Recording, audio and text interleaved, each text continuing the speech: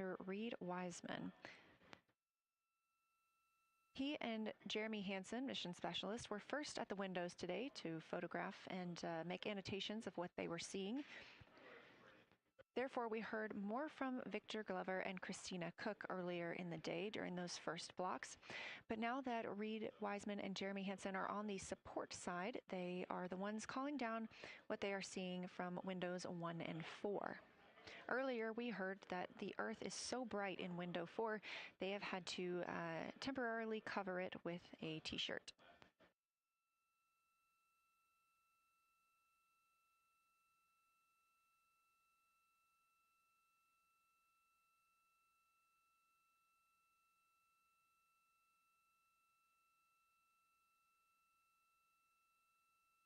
The moon preserves a near-continuous record of solar system history that has been erased on Earth because the moon doesn't have an atmosphere. So things that we experience on Earth, like weather or plate tectonics, don't really apply. So the lunar surface retains evidence of ancient impacts, volcanism, and solar activity that scientists can study today. And studying the moon helps scientists understand how planets formed and evolved, how the moon influenced our own planet Earth's history, and how the sun shaped conditions across the inner solar system. The moon also serves as a unique platform for studying the broader universe. Artemis science is designed around questions best answered by humans, working alongside, combining decades of robotic lunar data with real-time judgment, context, and adaptability that only humans can provide. This mission, Artemis II, is serving as a proving ground for lunar science operations, which allows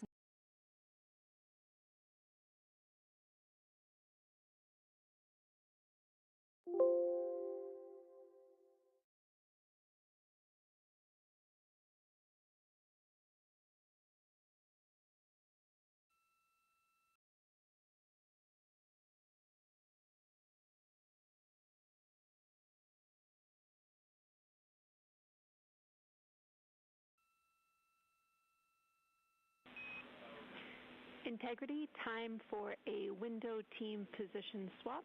So Victor and Christina, please switch places if you've not done so already, and remember your SD card for the camera.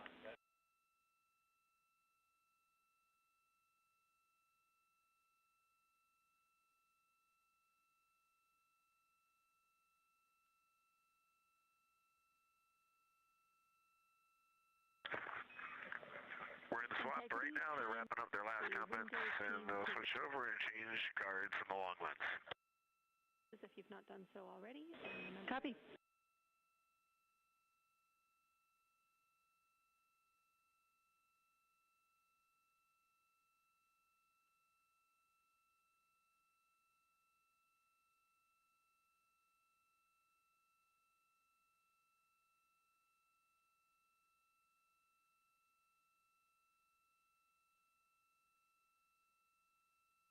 As you heard in that call, it is now time for the team members at the window to swap positions. That means Victor Glover and Christina Cook will be switching roles. One of them has been photographing the moon with a Nikon with an 80 to 400 millimeter zoom lens, while the other was making annotations on their portable computing device. And both are recording audio that the science team will be able to listen to.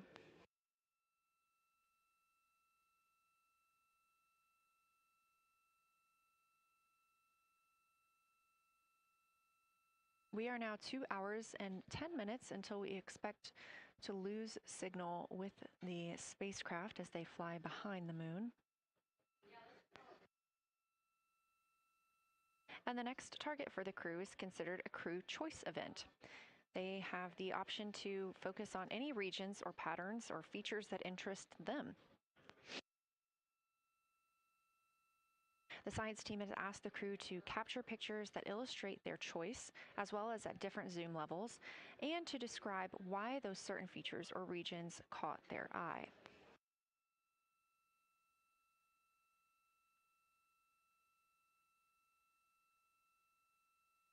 Those recordings are part of what are being saved on their PCDs, portable computing device, that will be sent to the science team for analysis.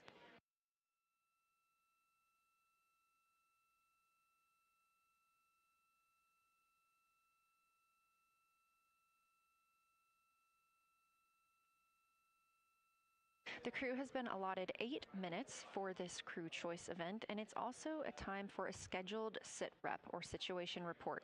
So we expect to hear them calling down what they are seeing soon.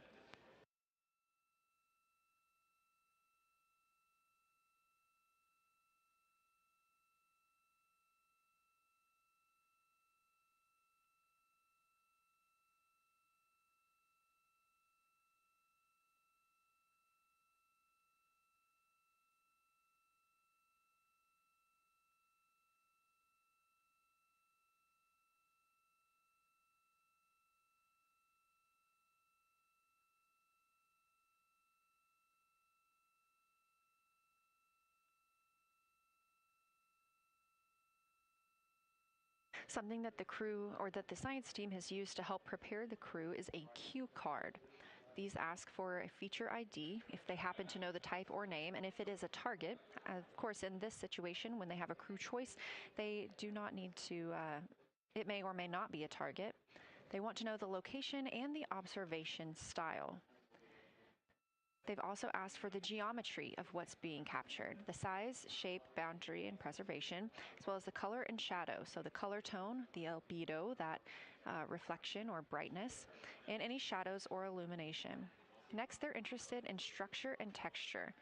That includes slopes, structures, and textures, of course, and geologic relations, like association to other features, any contact to those features, and of course, their thoughts, impressions, or interpretations. They are interested even in emotions and excitement that the crew may be having.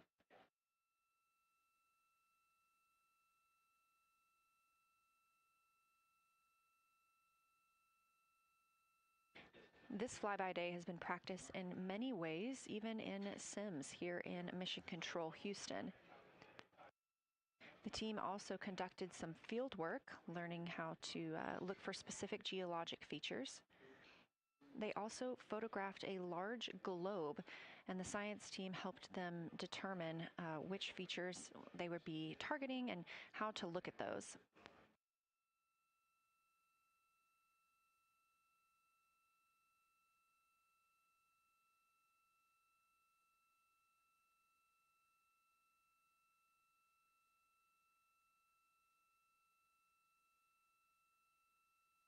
We have a few more minutes that the crew would be photographing their crew choice. Again, this is NASA astronauts Victor Glover and Christina Cook at the windows. They will then move on to another discussion portion. This is for the far side albedo, that reflectiveness, and color that they are seeing. We heard earlier about some browns seen on the moon, which is very interesting, especially here from Earth, where we are just seeing whites, grays, and maybe even black at some points. When they get into that discussion for far side albedo in a few minutes, the theme is looking to know how that color and albedo is, what those variations look like across the far side.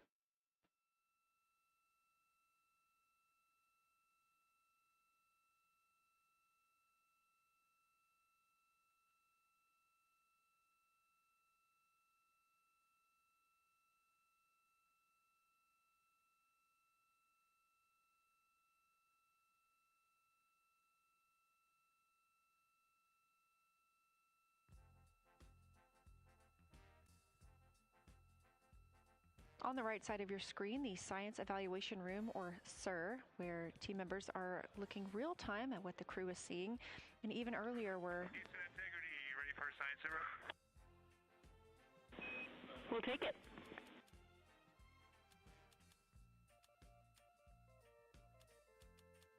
Okay, the crew has swapped positions. They're in their crew choice element. I've been listening to both of them for a little bit, and they're really enjoying, they both decided to pick the Terminator, and they're spending a lot of time looking at the Terminator, just talking about the resolution that they can see, the depth of the craters, and the various interesting and unique excavations that they can see. So Victor is on the long lens, and Christina is just looking out the window, and I'm sneaking a peek in T-shirt window. It looks like the best angle here, but it looks like Aristarchus is on the limb of the moon now. It's amazing how quickly it changes as we speed around the far side of the moon, stuff that's leaving our field of view, and now we have a lot of the dark side of the moon that, you know, it's missing for us right now, but it would be in view if it was lit at all. Jeremy, Science, thanks for that sit rep. Do have a question. A few times we've heard you and the other crew describe change during the course of your flyby. Would be interested in future descriptions of more verbosity about how it's changing. Thanks for the great sit rep.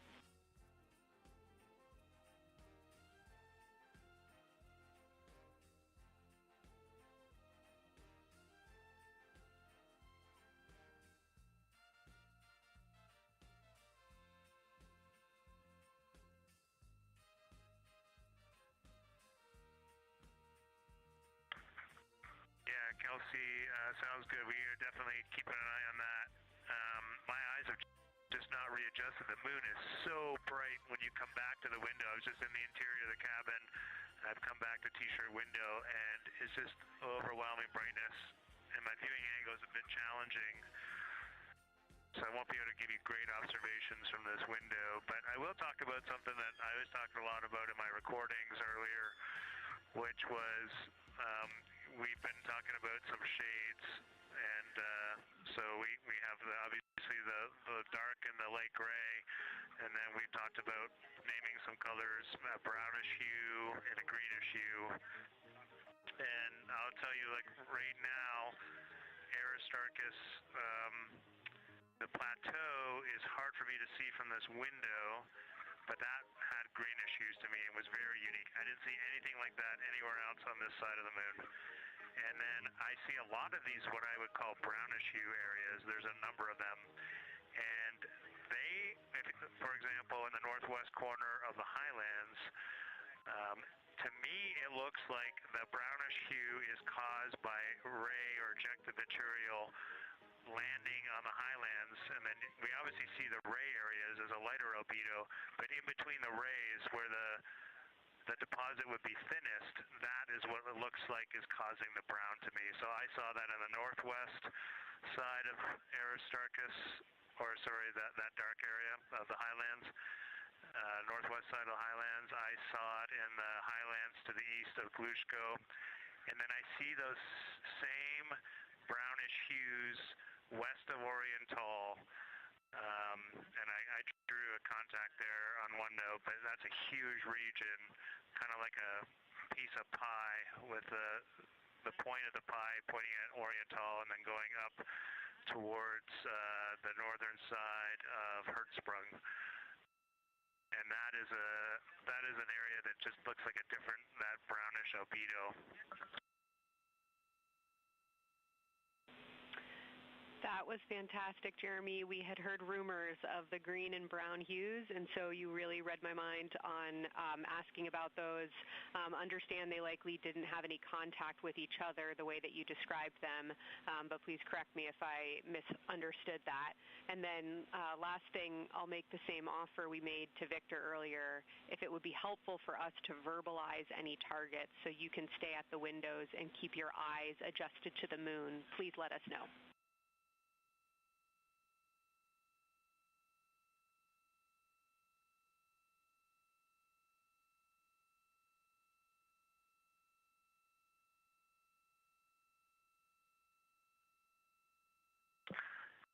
If you got something you want us to look at, Kelsey, you can send it on up.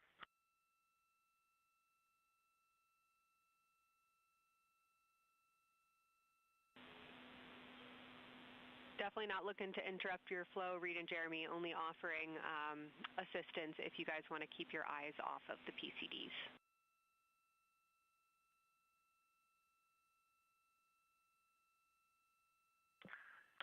Oh, I see what you're saying. Okay. To look at, Kelsey, you can send it on up.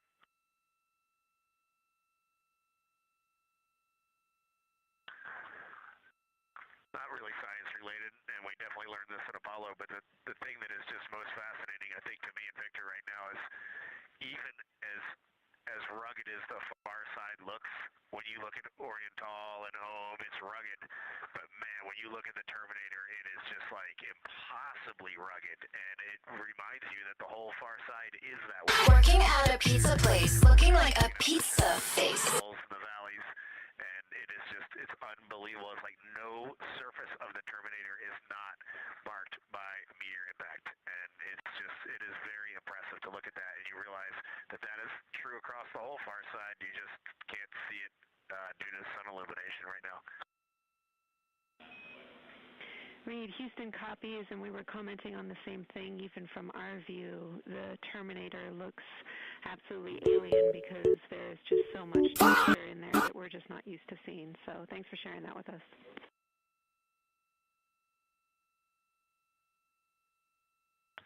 There's also, I don't know the name of it, coming out the south-southwest of Oriental, right on the southern Terminator, is just a massive crater.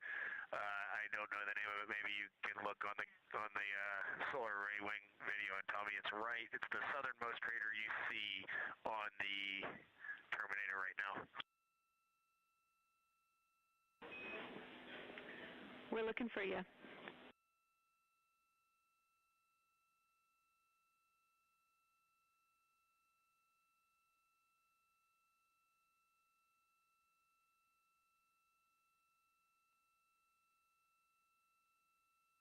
To me and Victor right now is even as rugged as the far side looks. We're looking for you.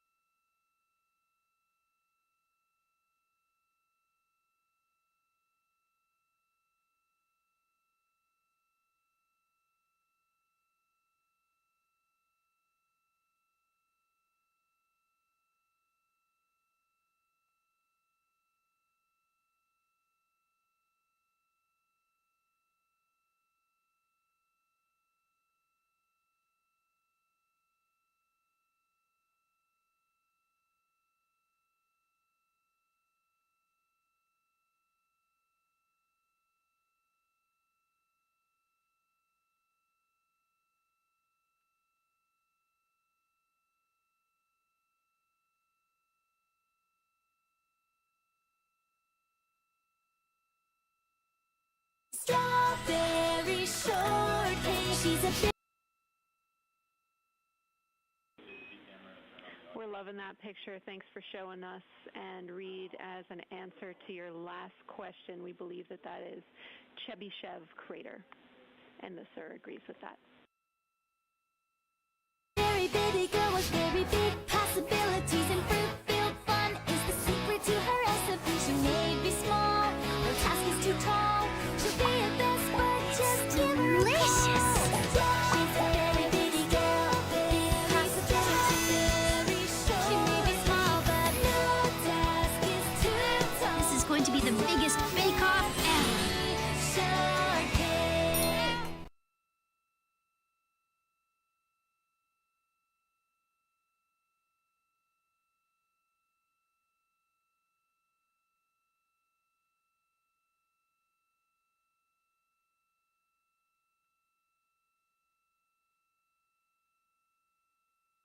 This is Artemis Mission Control in Houston, Texas. This is going. Time, 4 days, 22 hours, 12 minutes into the flight of Orion.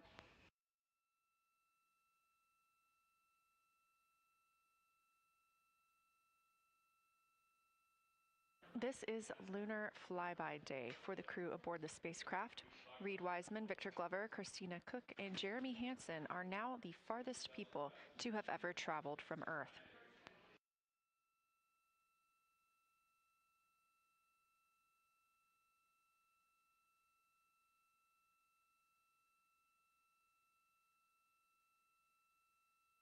This a live view from inside the spacecraft. They have turned off the lights so they're able to see outside and photograph the moon better with no reflections from inside.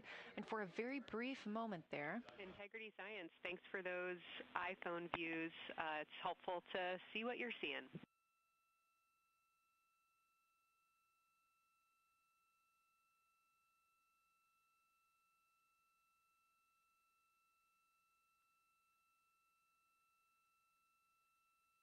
we very briefly saw NASA astronaut Reed Wiseman showing a picture he took on his phone of the moon. We do expect to get all of the photos that the crew is taking today, and we cannot wait to share some of those with you. But pretty cool in the meantime, just to see one quick shot from what the crew is seeing. And this view from outside the spacecraft on Orion's solar array wing. Orion is now 6,643 miles away from the moon and continuing to grow closer. Again, their closest approach will be about 4,066 miles. The best comparison is if you held a basketball at arm's length. That's about what it would look like to the Artemis II crew at their closest approach.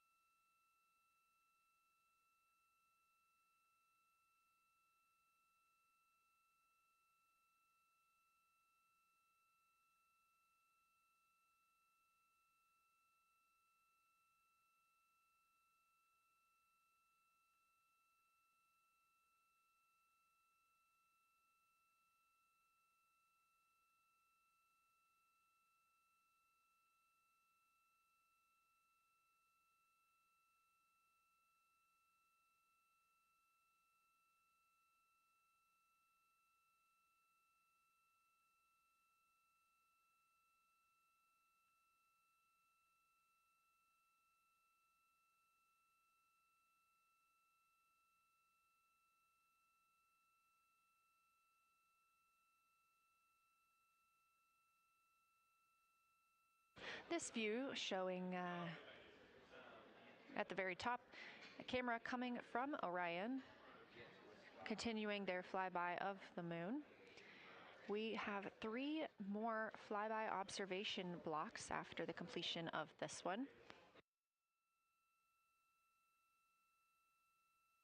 Down in the bottom left of your screen, that's the SIR, the Science Evaluation Room, where team members are continuing to work through all of the targets that the crew is photographing today, and they've helped identify some of the craters and some of the other items that the crew has seen on the moon's surface. Down on the right is Artemis Mission Control here in Houston.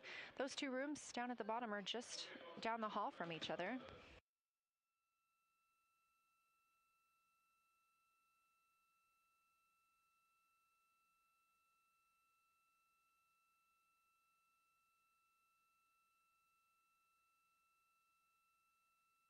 And we are just a few minutes away from the next cabin and window team swap. That means Victor and Christina, who have been at the windows, will fly to the cabin, the background essentially, and be their support crew for Reed and Jeremy. Reed and Jeremy will move back up to the windows.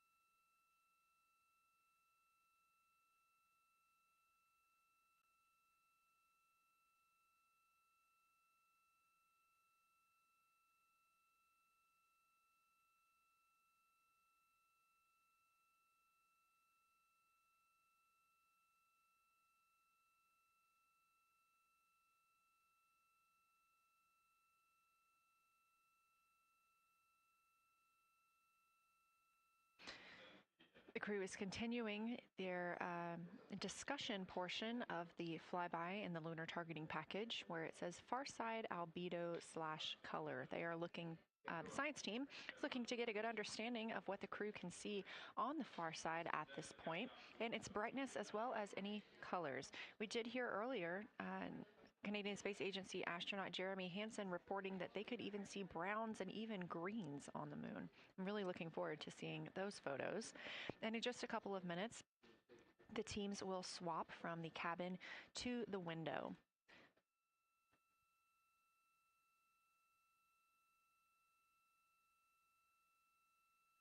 Another rundown of just how this flyby is choreographed inside the spacecraft today. So these activities have been timelined, and there are these 5 blocks of time during which the crew is going to be observing the moon from Orion's windows. Now we are just coming up on the end of the 2nd block, and we'll start the 3rd soon. So at any time during those blocks, 2 members are at the windows working in a pair. One is taking photos from window 2 and has a blue shroud over the window to help prevent any reflections from inside the spacecraft.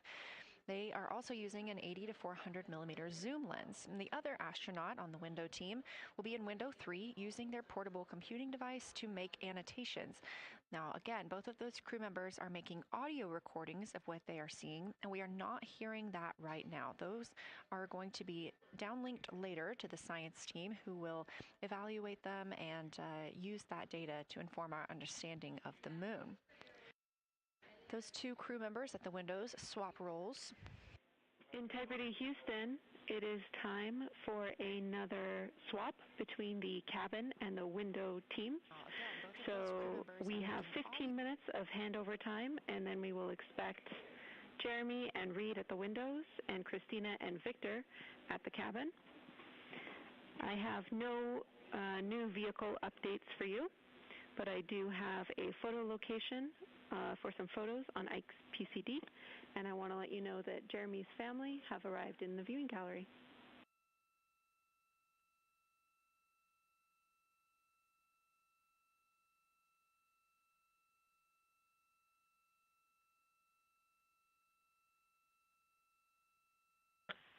Okay, Jenny, we copied most of that. The only thing we're missing is what you meant about the photo location on Victor's PCD. And hello to my family. I think that must be Catherine and Devin that are there. And I'm glad they made it into the viewing room. And we copy. It's time for crew swap. The A team's coming out of the windows and the B team's going in. Okay, copy. All I meant to pass for Victor's PCD is that there are some late load photos that were requested that are now in his favorite photos folder. And you're exactly right. We have Catherine and Devin here.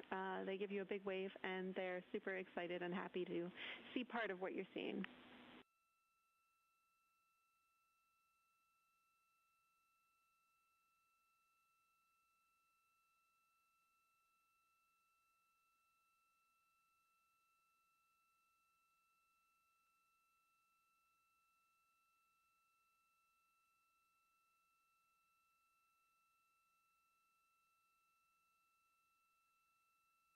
Okay, copy, Jenny. We're not sure what we're looking for in the PCD, but we're going to poke around, and we may be calling you back about that one. All right, that's no problem, and it's unrelated to flyby.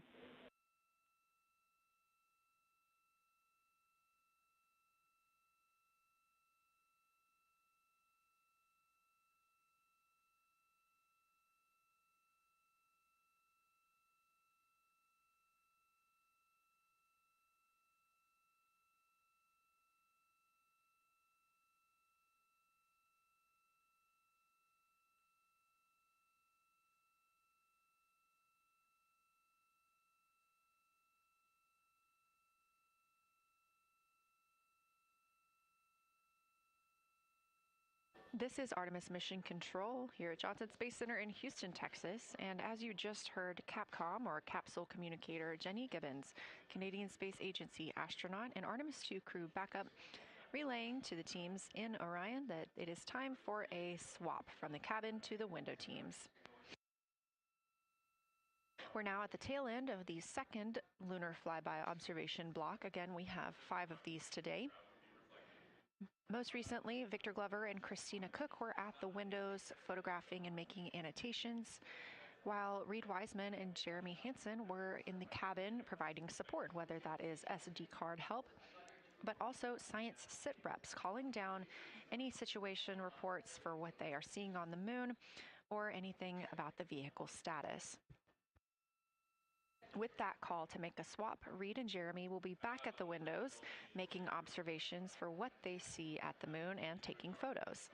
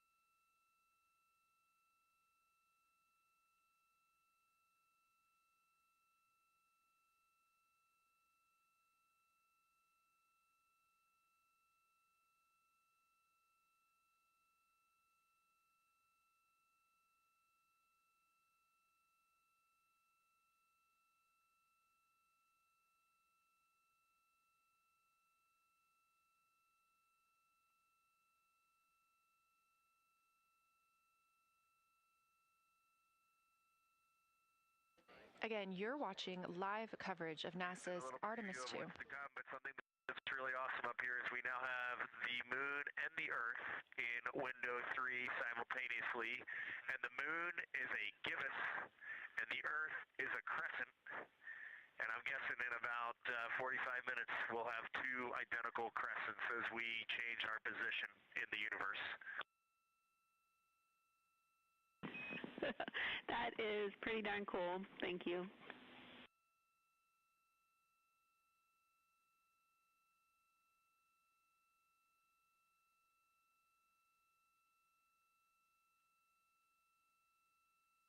That's the Artemis II crew, the first astronauts to fly by the moon in more than 50 years, reporting that when they look out of window 3, one window, they're able to see both the Earth and the moon at the same time now. Now, obviously, our view is from a camera on the solar array wing pointed at the moon, and we hope to see that view of both the Earth and the moon soon.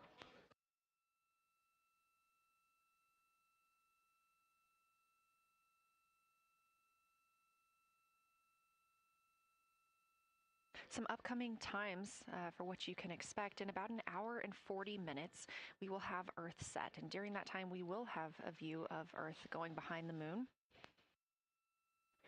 Shortly after, just a few minutes later, we will lose signal with the Orion spacecraft. This is tracked as it is going behind the moon and out of reach of the Deep Space Network. At 6 o'clock p.m., the spacecraft will make its closest approach to the moon at a distance of about 4,066 miles. At 6:02 Central, the spacecraft will reach its farthest distance from Earth at about 252,755 miles. Of course, these are approximate, and we will make sure to provide you with the final distances once those are confirmed.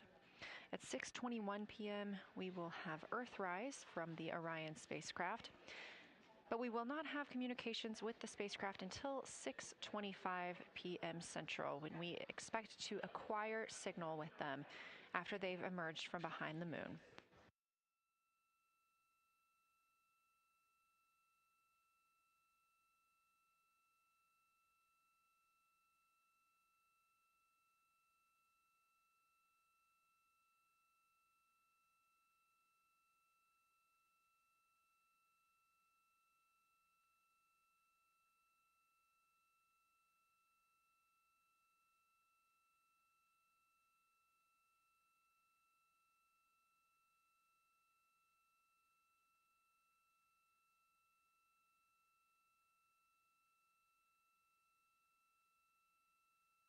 Again, you're watching live coverage of NASA's lunar flyby for the Artemis II mission, the first crew to fly beyond the moon in over 50 years. The astronauts inside the spacecraft are switching positions, 2 at the windows and 2 serving in support roles, before they start their third timelined flyby observation for today.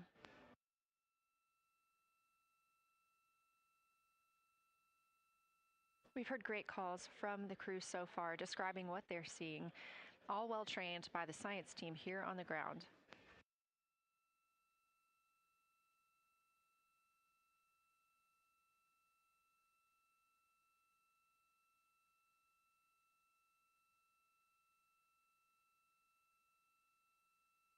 Another major milestone for the crew today will be to experience a solar eclipse from their capsule.